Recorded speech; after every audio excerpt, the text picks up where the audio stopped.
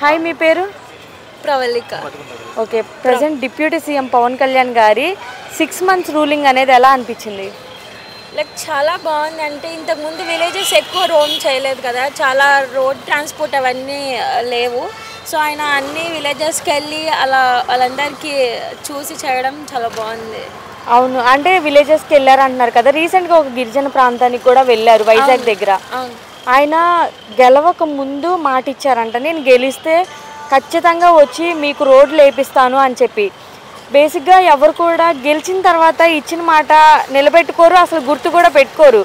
కానీ ఈయన నిలబెట్టుకొని అక్కడ రోడ్స్ శాంక్షన్ చేసి వేపించి వచ్చాడు కదా, ఎలా అనిపించింది? చాలా బాగా అనిపించింది. అంటే లైక్ జగన్ చూసి అంతకుముందు పెట్టినవి ఏమీ చేయలేదు, అంటే చేయలేదని కాదు, చాలా వాటికి రోడ్స్ అవి ట్రాన్స్పోర్ట్ ఎక్కువ చేయలేదు కదా. సో ఆయన ఇచ్చిన మాట చేసినందుకు హ్యాపీగా. ఓకే, అంటే పవన్ కళ్యాణ్ మాట ఇస్తే మాట మీద నిలబడే వ్యక్తి అంటారా? అవునండి. ఎందుకు ఆయన అంటే అంత అభిమానం?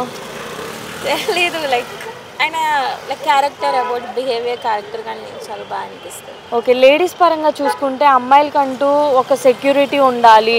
గతంలో చూసుకుంటే అమ్మాయిలు మిస్ అవ్వడం, చంపేయడం, రేప్ కేసెస్ మనం తరచుగా వింటానే ఉండేవాళ్ళం. సో ఇప్పుడు ఏంటంటే లా అండ్ ఆర్డర్ పర్ఫెక్ట్గా ఉండాలి, అమ్మాయిల విషయంలో ఏ తప్పు జరిగినా వదిలేదే లేదు ఎవరిని అని అంటున్నారు. మరి రానున్న రోజుల్లో ఎలా ఉండబోతుంది అనుకుంటున్నారు అమ్మాయిలకి సెక్యూరిటీ పరంగా?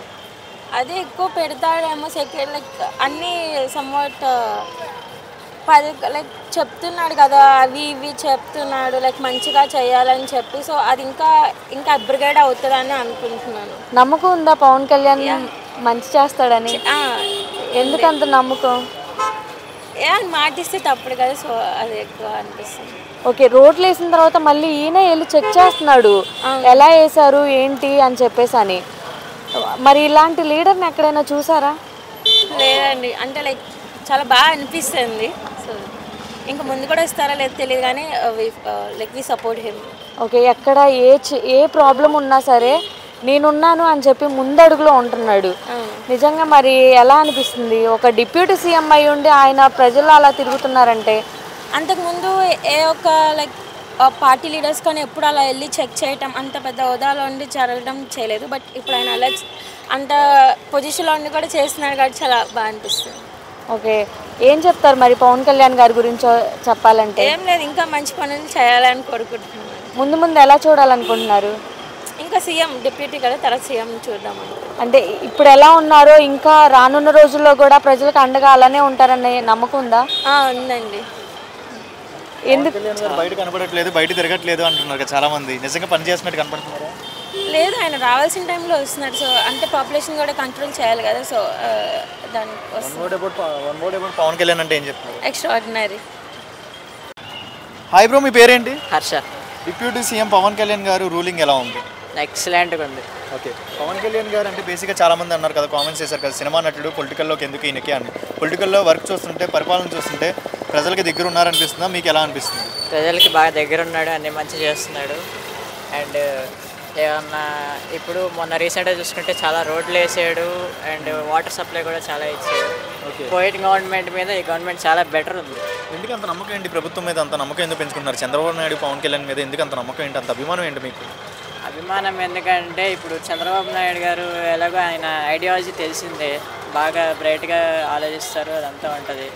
అండ్ పవన్ కళ్యాణ్ గారు ఇప్పుడు ఎప్పుడు జనం కోసం సేవ చేయడానికి ఉంటారు.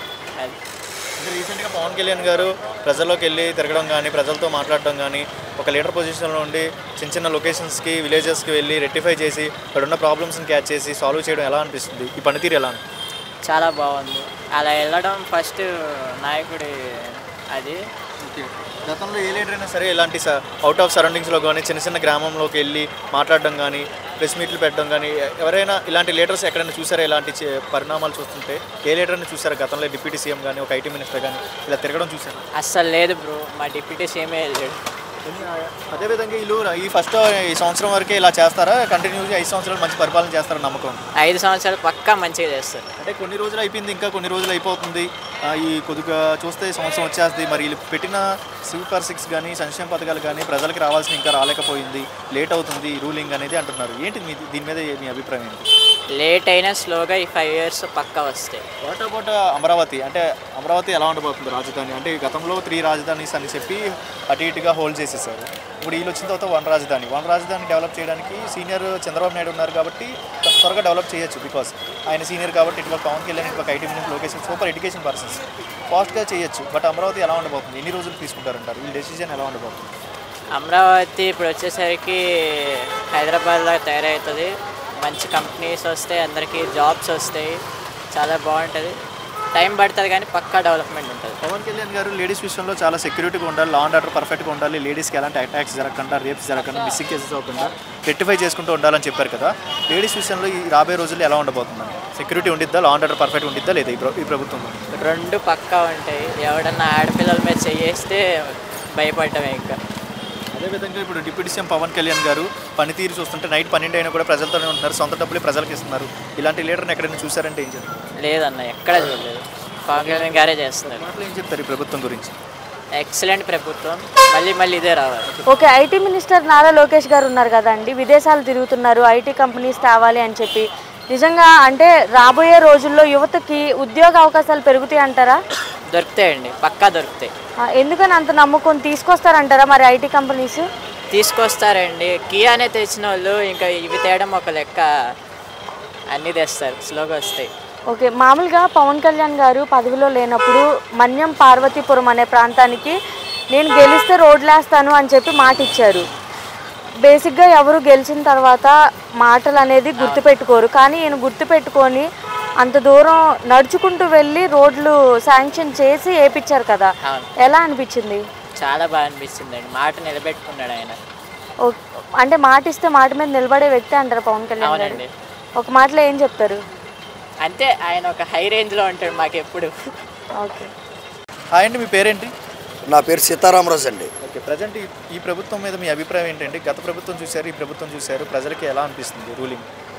ప్రజెంట్ అయితే సిచ్యువేషన్ సేమ్ పాత సిచ్యువేషన్ ఎలా ఉందండో అదే ఉందండి.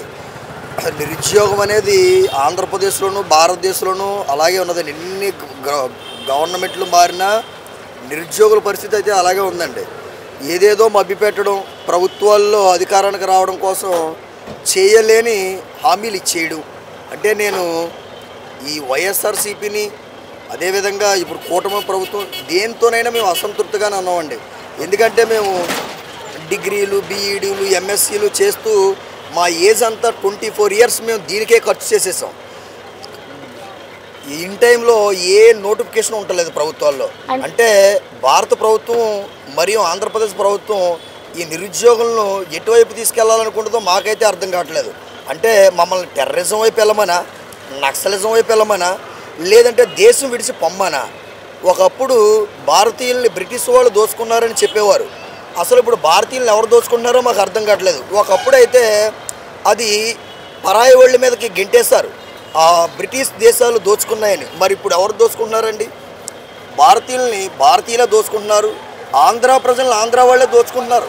కాదండి, ఇప్పుడు మీరు ఉద్యోగ అవకాశాలు లేవు అని చెప్పేసి అని అంటున్నారు కదా, మరి ఇప్పుడు నారా లోకేష్ గారు ఆయన విదేశాలు తిరుగుతున్నారు కదా, ఐటీ కంపెనీస్ తేవాలి అని చెప్పేసి యువతకి ఉద్యోగ అవకాశాలు అనేది కల్పించాలి, ఇప్పటి వరకు ఒక మంచి ప్లాట్ఫామ్ అనేది లేదు అని చెప్పేసి అని అంటున్నారు కదా. ఎవరికి కావాలండి ప్రైవేట్ ఉద్యోగాలు? ఎవరికి కావాలండి ప్రైవేట్ ఉద్యోగాలు? ఈరోజు వస్తే రేపు పోయే ఉద్యోగాలు అవి ఎవరికి తెలియని కాదు. 15,000కి 20,000కి ఉద్యోగాలు ఎవరు చేస్తారండి? ఒక ఇంట్లో ఒక మనిషి, ఒక కుటుంబం స్వేచ్ఛగా జీవించాలంటే మినిమం 10,000 రూపాయలు కావాలండి రెంట్కి.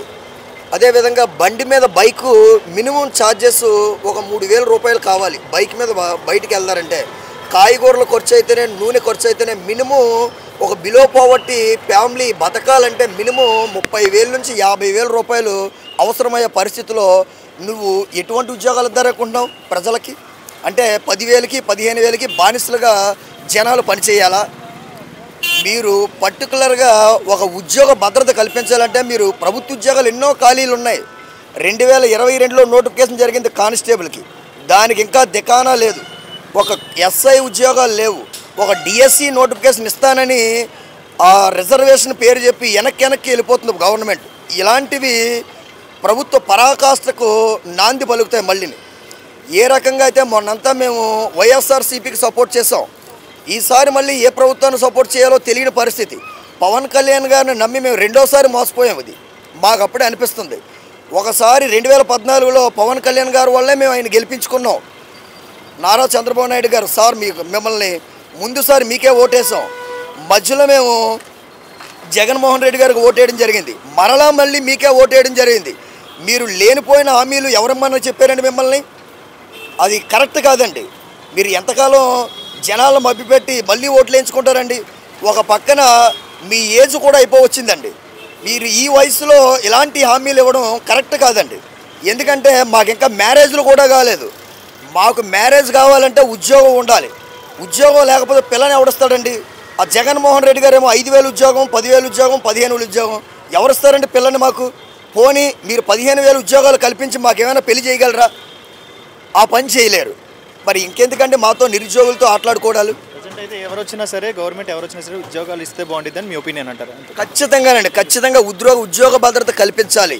ప్రతి ఒక్కరికి వాళ్ళు కష్టపడిన దానికి వేతనం ఉండాలి.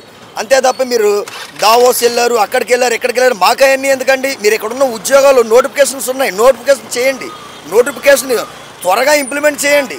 లేదంటే చూడండి, భారతీయులు కానీ ఆంధ్ర ప్రజలు కానీ తిరుగుబాటుదారులు అయిపోతారండి క్రమేపీ. మీకు అర్థం కావట్లేదు. ఇది నాలో ఉన్న బాధ, ఆవేదన మీరు వేరే విధంగా తీసుకున్నా పర్లేదండి, ఇది నిజం. ఎందుకంటే నిజాన్ని నిర్భయంగా చెప్పలేకపోతున్నారు ప్రజలు. నాలాంటి చెప్తే దీన్ని మరి సరి చేసుకుని మీరు ఇంకొక టర్మ్ మేము చేయాలని కోరుకుంటున్నాం. Thank you.